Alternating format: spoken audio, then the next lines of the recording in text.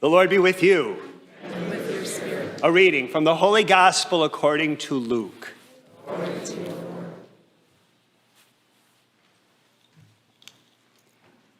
Mary set out and traveled to the hill country in haste to a town of Judah, where she entered the house of Zechariah and greeted Elizabeth. When Elizabeth heard Mary's greeting, the infant leaped in her womb, and Elizabeth, filled with the Holy Spirit, cried out in a loud voice and said, "Blessed are you among women, and blessed is the fruit of your womb. And how does this happen to me, that the mother of my Lord should come to me? For at the moment the sound of your greeting reached my ears, the infant in my womb leaped for joy. Blessed are you who believed that what was spoken to you by the Lord would be fulfilled." The Gospel of the Lord. Praise to you, Lord Jesus Christ.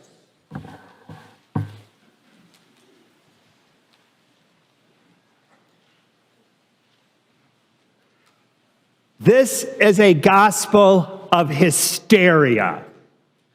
Not hysterical in the bad sense. Think, arms flailing in embrace, tears weeping with joy, cries, shouts of excitement, babies leaping in the stomachs of pregnant women. And from the midst of the hysteria, Elizabeth cries out, "Blessed are you who believed.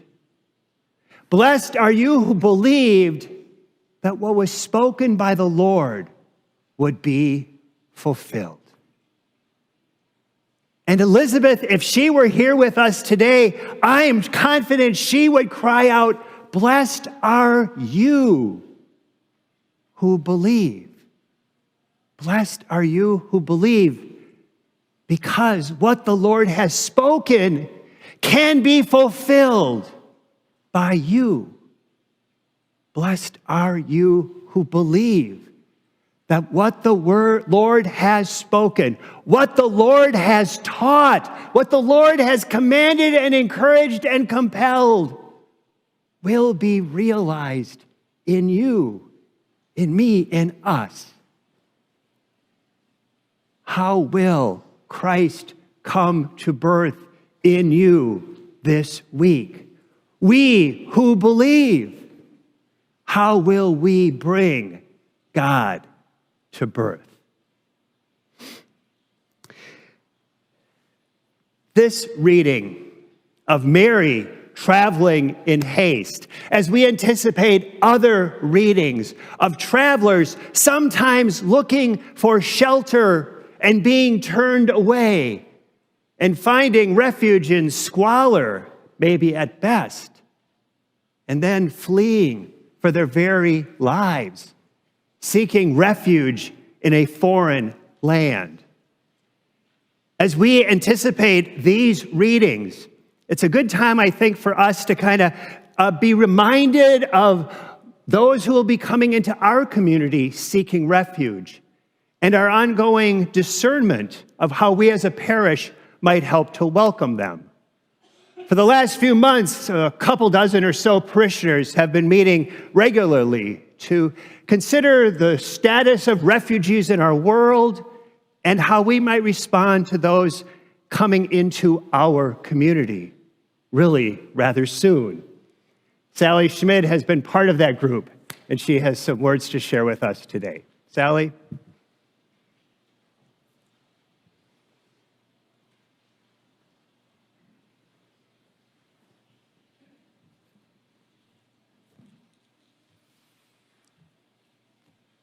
A long, long time ago,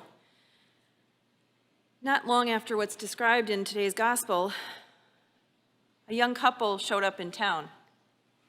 People could tell they were strangers from a strange land. They didn't speak the language. They didn't appear to have any money. They needed a shower after all those days of traveling by donkey. And it was clear they were about to have a baby. They asked for a room at their version of Motel 6, and the hotel manager felt for them. He really did.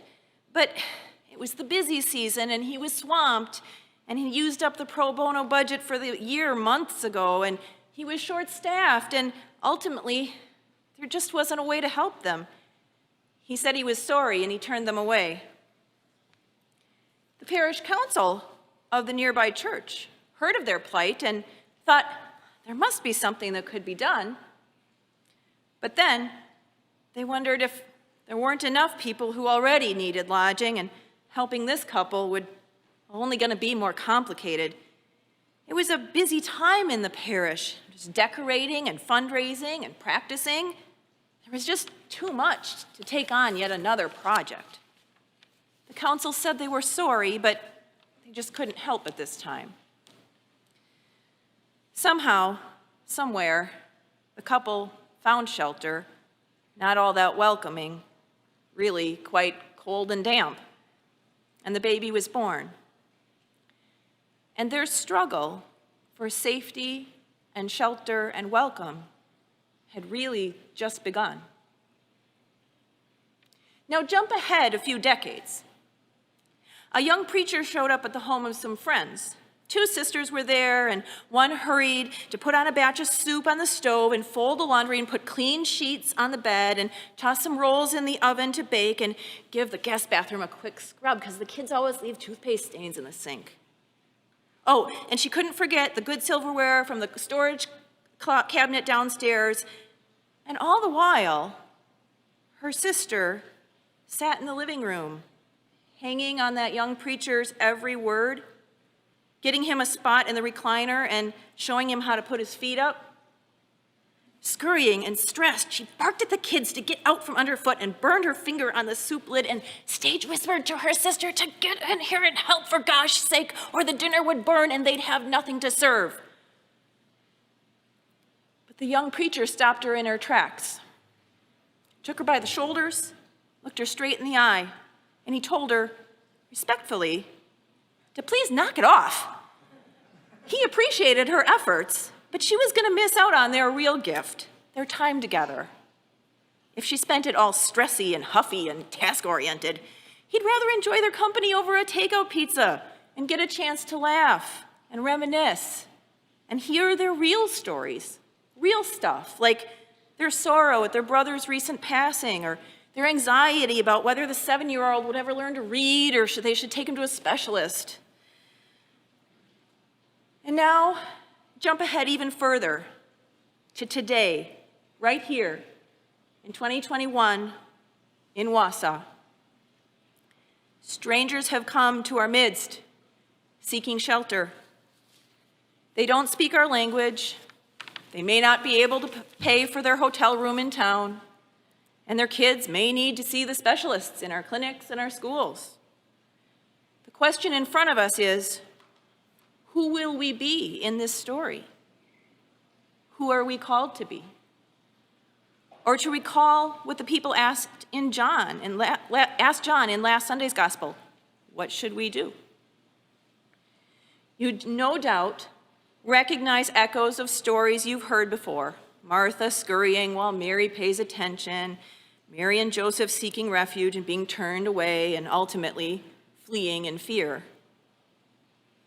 A few months ago, as Father Tom mentioned, a group of St. Anne's parishioners began meeting to consider our current story, the events unfolding around the refugees from Afghanistan arriving in our country, in our state, destined for Wausau.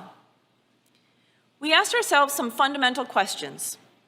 What must our role be and our response as strangers come to live among us?